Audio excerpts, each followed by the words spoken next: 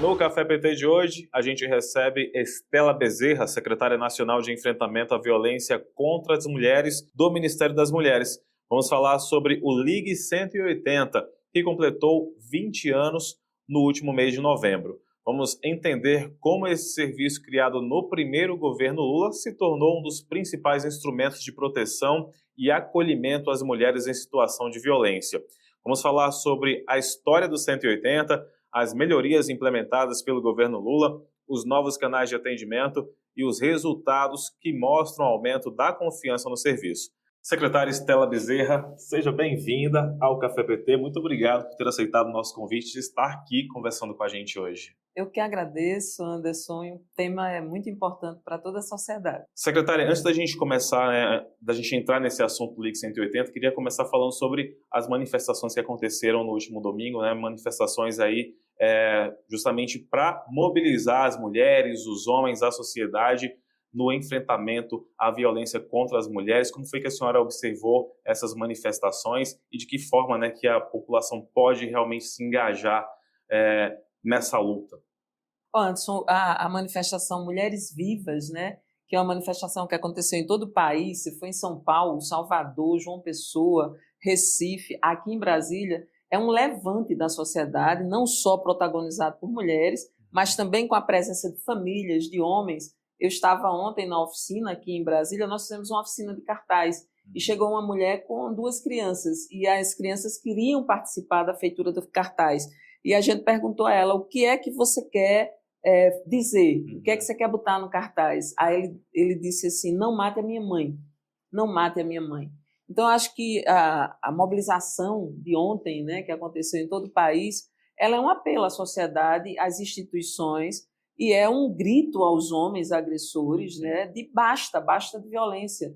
E ela é a coisa mais legítima que nós temos. É um manifesto e um levante para a construção de um novo valor, um valor onde a vida das mulheres seja a prioridade e não seja absolutamente assim, há uma conivência da sociedade na medida em que as mulheres continuam sendo executadas. E é importante, secretária, a senhora falou a participação de homens também, é até mais importante a participação dos homens, de ter essa consciência realmente, Olha, quando a gente fala de enfrentamento à violência contra as mulheres, tem alguns segmentos fundamentais. O primeiro segmento é da mulher agredida. Sim. Porque a mulher agredida ela é quem tem a maior potência de sair dessa situação de subalternidade, dessa situação de opressão. Para isso, ela precisa de proteção, apoio e de políticas públicas que façam ela romper com esse ciclo de violência. Então, a mulher precisa ter escuta, o 180 que a gente vai falar daqui a pouquinho, é uma dessas escutas. Ela precisa de apoio familiar, apoio da comunidade onde ela se insere, precisa de emprego, de prioridades para poder não ter dependência financeira, os filhos terem dependência para que ela continue naquela situação. Em segundo lugar, você tem a sociedade como um todo, aquela comunidade que envolve a mulher, família, vizinhança, amigas, faz parte desse primeiro segmento. Um segmento estratégico hoje é o segmento do homem que não está de acordo com a agressão. Porque o que é que acontece? O comportamento masculino é um comportamento de corporativo. O homem que não é agressor, ele não agride, mas ele não se opõe ao agressor. Sim. Então, a gente está precisando que os homens cada vez mais se oponham ao agressor, que eles não se confundam com o agressor, que eles não aceitem que o agressor pode ficar impune. E esse é um grande movimento, um movimento dos homens que não aceitam que os próprios homens agridam as mulheres da maneira que agridam, 99% da agressão contra as mulheres é praticada por um homem, 80% por homem que é da sua rede de afeto.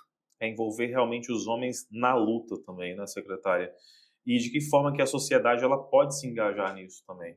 Porque a gente vê manifestação nas ruas, mas quais são as formas que as pessoas devem realmente fazer esse engajamento? E aí eu falo até mesmo os homens. Não só os homens individualmente, porque tem uma coisa que é desconstruir o machismo, desconstruir a ideia que a mulher é inferior, mas algumas instituições são fundamentais. Então, por exemplo, instituição de ensino, a implementação da Lei Maria da Penha nas escolas, discutir violência de gênero, discutir violência contra as mulheres, trabalhar esse tema nas escolas é fundamental. E é o que a gente está construindo como política pública, né, em diálogo com o Ministério da Educação. Uma outra área estratégica são os meios de comunicação, os veículos de comunicação. Não só a parte de informação, que é esse programa aqui que a gente está conversando, que aprofunda, há um tempo de aprofundar, mas a grade de entretenimento, a música popular brasileira, aquilo que a gente veicula, que torna natural o tipo de relação, que é uma relação de exploração, que é uma relação de mando do corpo, de abuso do corpo. Isso está no nosso cancionário, isso está na telenovela, isso está nos filmes. Isso tem uma grade cultural e ainda tem o tipo de jornalismo que às vezes coloca a mulher como subalterna, que expõe o corpo da mulher. Tudo isso faz parte, os meios de comunicação é um. E as instituições religiosas, porque grande parte da ideia de que a mulher é inferior ao homem, que não existe uma igualdade entre as pessoas, que isso vai depender, que o homem é a cabeça e que a mulher deve seguir, deve ser obediente ao homem, mesmo quando esse homem é um agressor, essa desconstrução, essa aliança, essa necessidade de que as instituições religiosas se oponham à violência. Assim, a gente teve agora uma situação muito difícil, né? A PDL que tentou, que atenta contra o direito de meninas que são estupradas dentro de casa, né? O estupro de vulnerável ele acontece dentro de casa por um pai, por um tio, por um enteado, por um avô. Essa menina fica grávida aos 9 anos, 10, 11, 12, 13, 14 anos, e ela não poder interromper uma gravidez que corre risco de vida, que está dentro da lei, porque um grupo de pessoas, inclusive inclui uma mulher que é a autora, né, do PDL, para que a gente seja conivente com o estuprador, né? Então, legislações como essa, posturas como essa, passa para a sociedade a ideia de que a violência contra as mulheres, contra o corpo de uma mulher, seja ela até uma menina, como é o caso que nós estamos falando agora, seja uma coisa aceitável, né? Então, existe aí um grande trabalho, que são das instituições formadoras de opinião e formadoras de valores sociais que precisam se colocar contra. O parlamento é um deles, né? A gente assistiu recentemente no parlamento a senadora a ministra Marina Silva ser completamente desrespeitada. A gente vê violência de política de gênero constantemente dentro do legislativo. Então, essas instituições, elas precisam parar de passar a mensagem de que é possível destratar uma mulher, porque o feminicídio é o último estágio de uma violência sistêmica que vai acontecendo numa humilhação, num desrespeito, num espancamento e, por fim, na execução. A senhora falou uma questão importante, né? O apoio, o trabalho feito pelas instituições, e aí também tem a questão das instituições religiosas, que muitas vezes pregam exatamente a questão da mulher ser submissa ao homem, e aí é importante deixar claro que não se está pregando contra a religião, né? Cada religião tem ali os seus dogmas, tem os seus credos, né? E tudo bem as mulheres acreditarem nisso, talvez, mas a mais importante é não permitir a violência contra a mulher. Não é o fato da mulher ser submissa ao homem, como pregam algumas religiões, que a mulher tem que ser agredida também por esses homens, né? Eu pessoalmente tenho uma postura de que ninguém pode ser submisso a ninguém. A gente tem que ter uma relação de respeito mútuo, de amor e de cuidado. Mas as religiões são uma escolha das pessoas. Exato. O que a gente não pode permitir é que essa ideia seja conivente com o estupro de vulneráveis e que seja conivente com o espancamento. Eu vou dar um exemplo.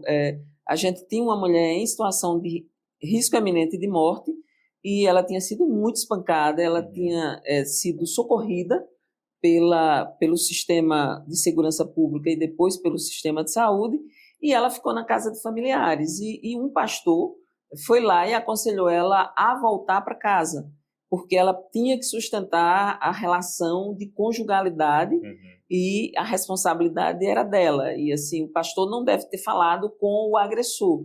E aí o agressor foi e bateu novamente nessa mulher. ela correu de novo o risco de vida, junto com ela correu o risco de vida os filhos dela, até que o pastor foi chamado pela delegada para que a delegada compartilhasse com ele a responsabilidade da vida dessa mulher. Com certeza. Porque ela não pode voltar para uma situação onde ela corre risco de vida e os filhos correm risco de vida.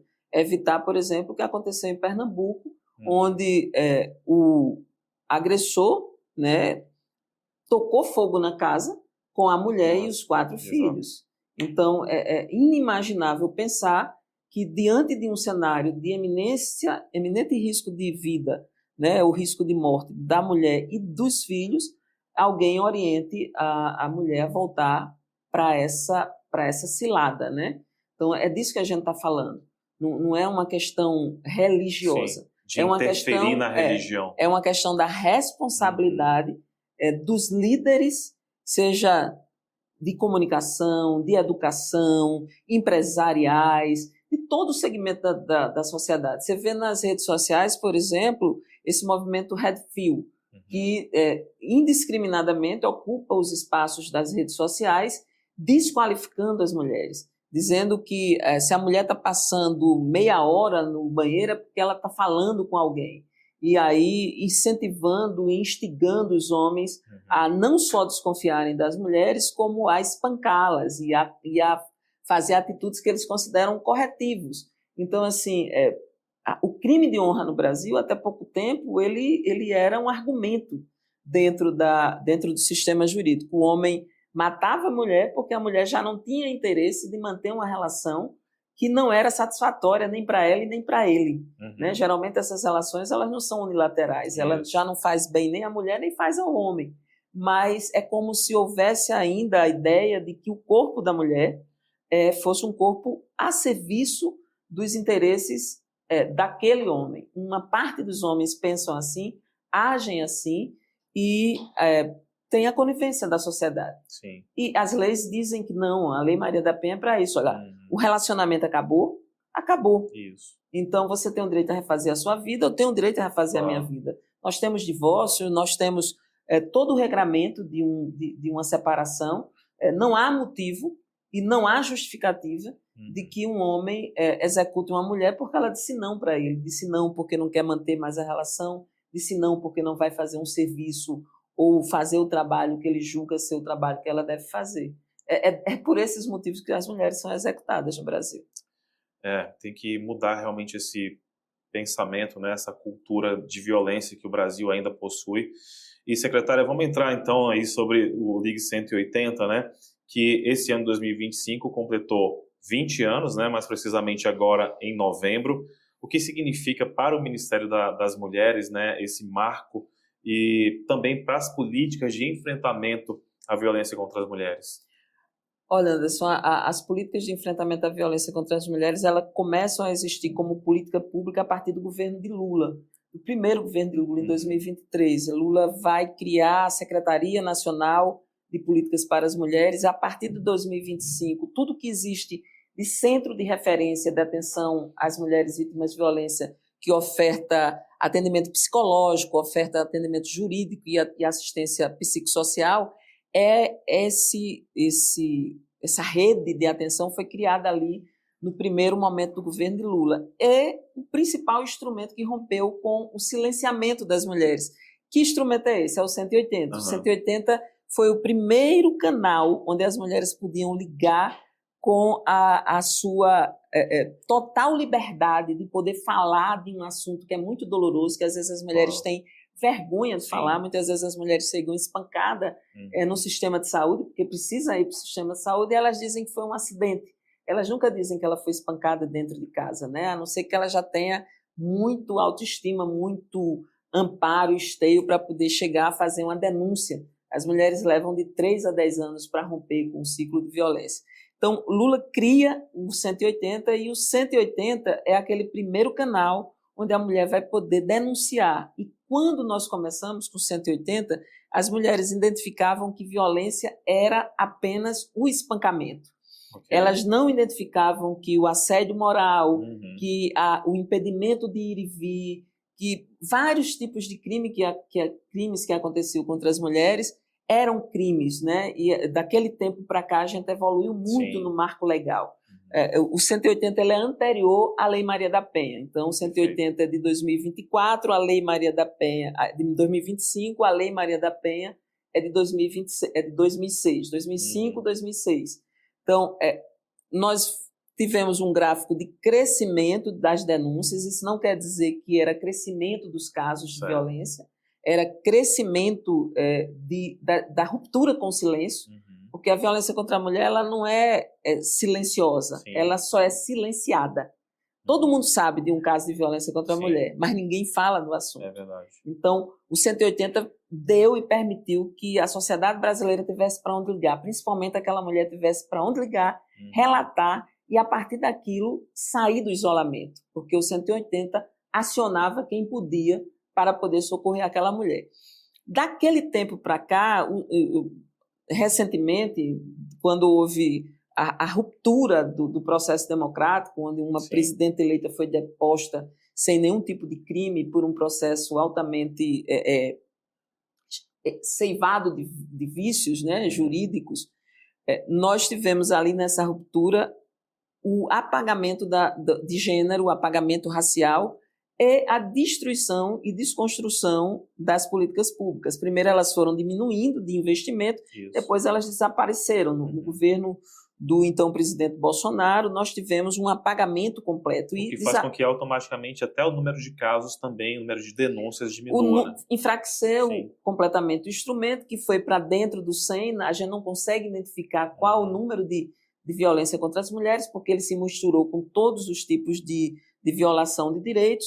E aí, em 2023, né, o presidente Lula é eleito novamente. Em 2024, nós reestruturamos o 180 e, dessa vez, com uma versão muito melhor estruturada. Nós temos hoje 346 atendentes na linha, com uma retaguarda de atendimento psicológico, porque quem escuta o relato de violência e de opressão cotidianamente fica com o seu psicológico abalado. Então, nós temos retaguarda. Nós não temos uma escala 6x1, que é a escala do serviço de 0800. A gente tem uma escala que é 5x7. Perfeito. Essas mulheres têm alternância. 5x2, no caso, né? 5x2.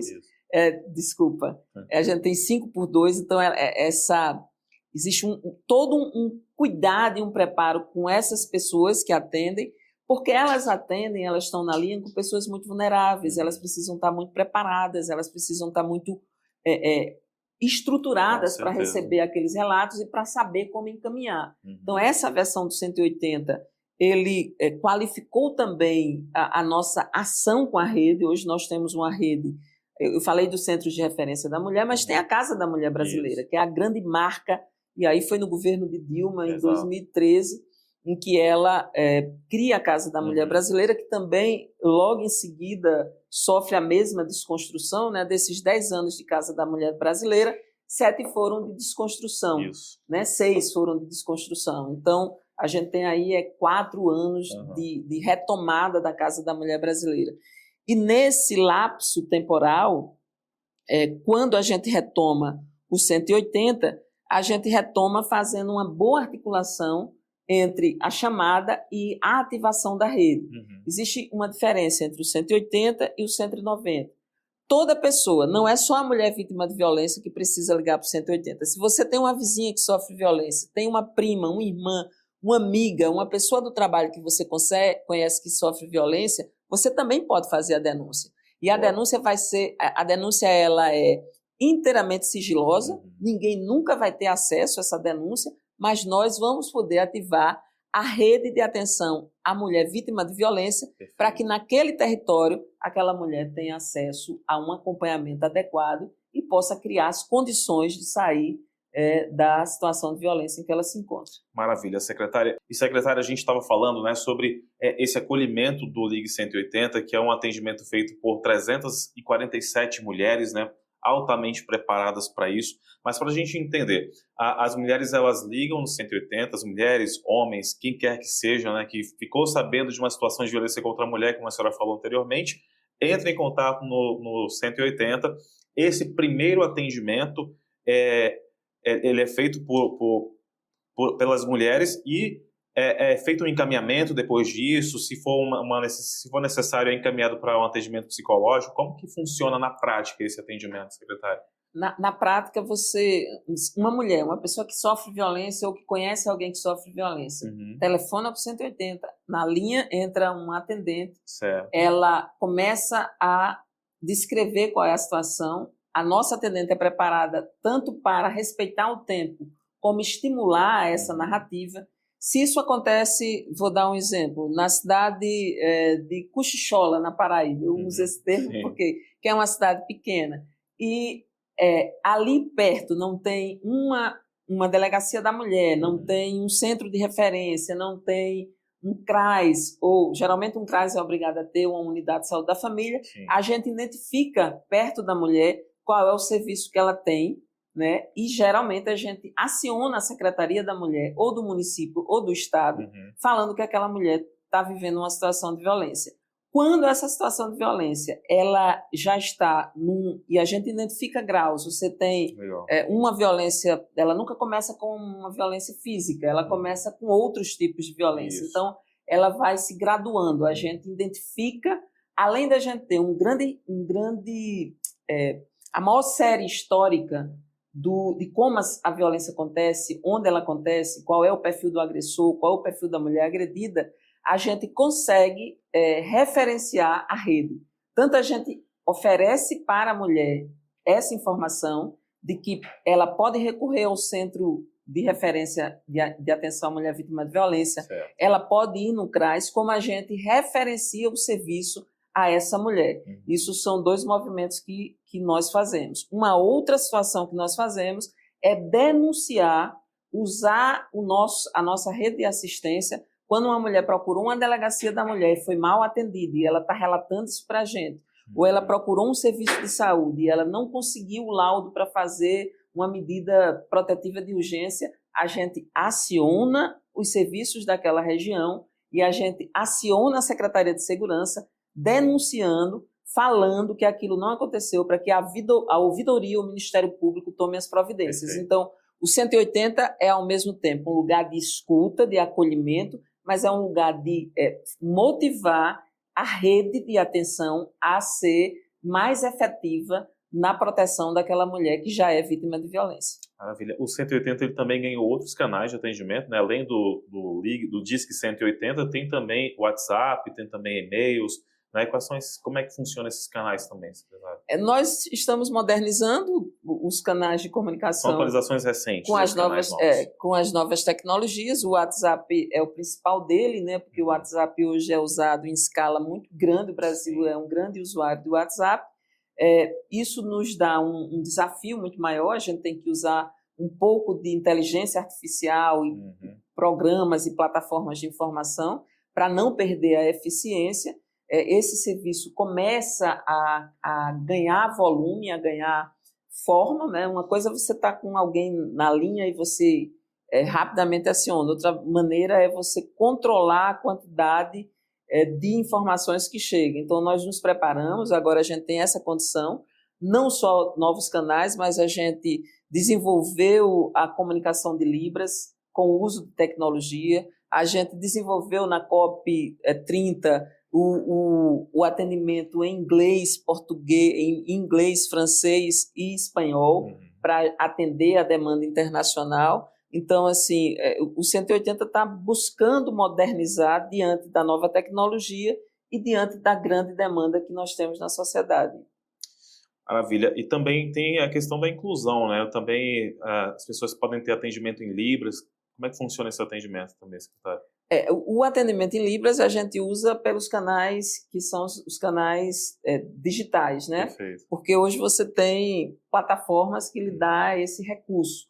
E isso é uma maneira da gente dialogar com um dos tipos, né, de deficiência, que é a deficiência auditiva. É uma deficiência, a gente tem nas mulheres com deficiência um segmento de alta vulnerabilidade. Alguns segmentos são mais vulneráveis que os outros, pelo índice de violência ou pela maneira, pela exposição que a pessoa tem à violência. Então, por exemplo, as mulheres com deficiência e as várias deficiências que existem ofertam uma vulnerabilidade, porque elas não conseguem se comunicar. Quando elas chegam no serviço de saúde, elas não conseguem dizer o que aconteceu, porque não conseguem se comunicar. Então, a tecnologia da Libras, né, que existe hoje, ela tem facilitado as mulheres auditivas. Mas nós temos trabalhado na Casa da Mulher Brasileira protocolos de atenção à mulher com deficiência, à população de rua, a mulheres trans, a profissionais do sexo, as mulheres indígenas, e nós temos no Brasil que racializar as metas. Por exemplo, se a gente quer salvar as mulheres da execução, para cada 10 mulheres, 4 mulheres são brancas e 6 mulheres são negras. Então, a gente precisa ter uma abordagem para tratar também a situação das mulheres negras no nosso país, que somos, e aí eu me incluo como uma mulher negra, a população mais vulnerável em termos de violência contra as mulheres. Secretária, eu queria entender, primeiramente, assim, antes da gente falar sobre as diferenças, para onde a pessoa tem que ligar, se é para o 180 ou para o 190 da Polícia Federal. Quando as pessoas ligam para o 180, é dado toda uma tratativa para aquele atendimento, a central entra em contato com os órgãos competentes daquela região, do município, onde a vítima da violência, né, está sendo atendida, e de que forma que é dado esse retorno para ela depois, né? Ela recebe esse retorno de alguma forma? Como seria isso? O 180 não é um canal de urgência, ele é um canal de denúncia. Então, o retorno que a gente dá não é um retorno de acionar a polícia. Perfeito. Então, se você tem uma mulher que está em cárcere privado, se você tem uma mulher que nesse momento está sendo espancada, se você conhece uma mulher que está correndo risco de vida nesse momento eminente, você tem que ligar para o 190, que é o urgência e emergência da Polícia Militar. Que precisa resolver agora, está acontecendo agora. Está acontecendo agora, você precisa resolver essa situação agora. A gente está falando de dois casos. Existem mulheres que vivem em situação de violência e existem mulheres que estão naquele momento passando por uma situação de ameaça de vida ou de risco de morte, porque elas estão sendo espancadas, porque o marido está se dirigindo, ou o ex-marido está se dirigindo e prometeu ela de morte, vingou ela de morte. Isso é para chamar a polícia. A polícia precisa ser acionada, porque a polícia é quem tem a competência e as condições de impedir que uma tragédia e que um assassinato, uma execução aconteça. Se você conhece uma mulher que ela passa por situação de violência, que ela é sua vizinha, ou você mesmo é essa pessoa... E não necessariamente violência física ainda. Violência moral, violência psicológica, assédio, importunação. Esse tipo de situação, que é uma pessoa, e eu digo que é uma situação porque ela não é um evento, ela acontece sistematicamente na vida das mulheres.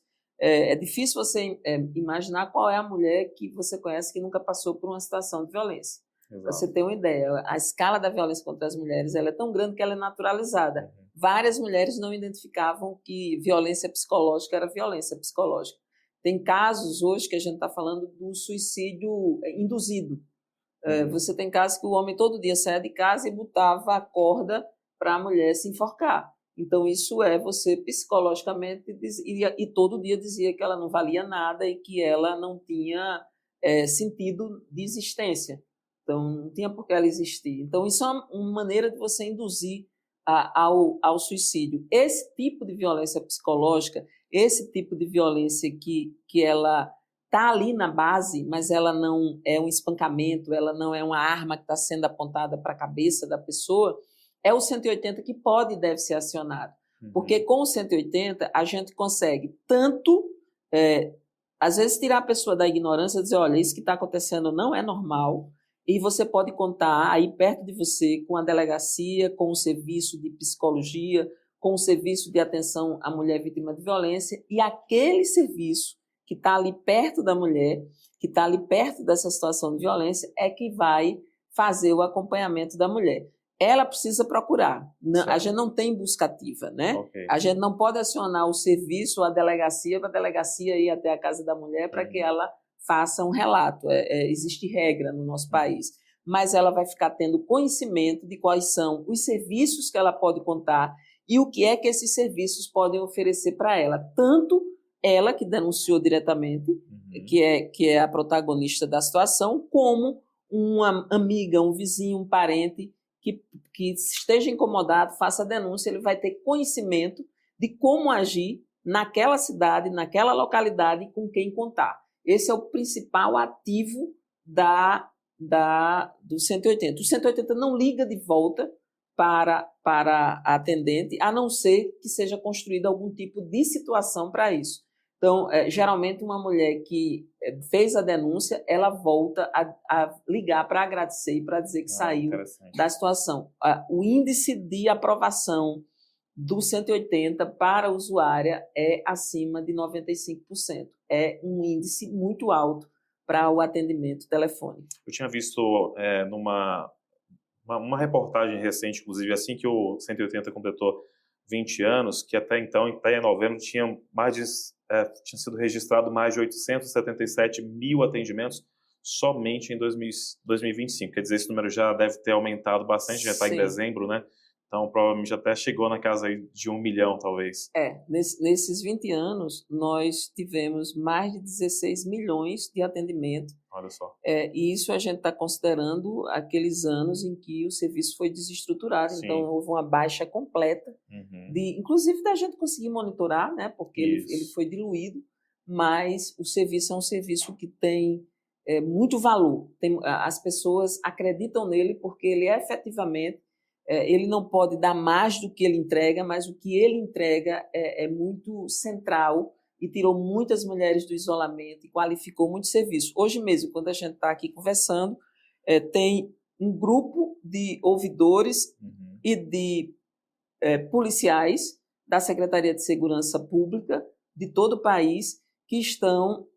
Nós temos um convênio com o 190. Então, o 180 e o 190 dialogam e constroem estratégias comuns. Legal. Então, a nossa base de informação e a base de informação do 190 é uma inovação que nós estamos fazendo agora. Tanto a gente fica sabendo de mulheres que foram atingidas com questões de urgência, como o 190 fica com a relação direta conosco, e quando a gente sabe de alguma situação de mulher com eminência de morte, mesmo que naquele momento ela não esteja, a gente consegue acionar também o 190 e eles dão uma prioridade ao 190. Essa é uma construção recente, nós estamos fazendo com a ouvidoria e estamos fazendo também com a Secretaria de Segurança Pública. Então, além da celebração, que é dizer assim, olha, o 180 existe e a gente precisa celebrar a sua existência, nós estamos qualificando o serviço, porque 20 anos é mais compromisso e mais responsabilidade.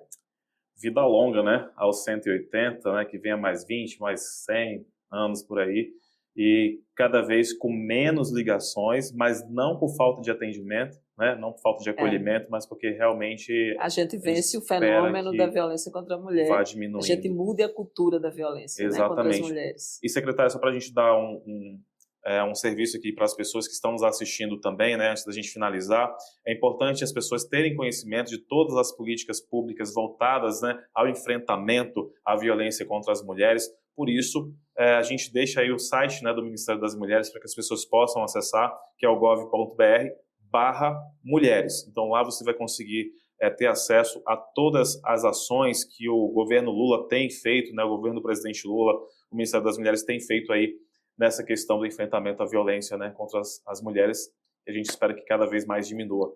Secretária, muito obrigado mais uma vez por essa conversa aqui com a gente, e bastante esclarecedora sobre o Ligue 180, que as pessoas realmente utilizem com responsabilidade, né, e cada vez menos ligações para esse tipo de denúncia. Eu que agradeço, Anderson, foi um prazer, e que a gente tenha muita vida e muito investimento nas políticas públicas, mas que a gente, sinceramente, vença essa chaga que é a cultura da violência contra as mulheres. Não faz sentido nenhum, e a gente pode, como mudou tantas outras coisas, a gente pode mudar isso também. Sem dúvida. Muito obrigado mais uma vez, secretária.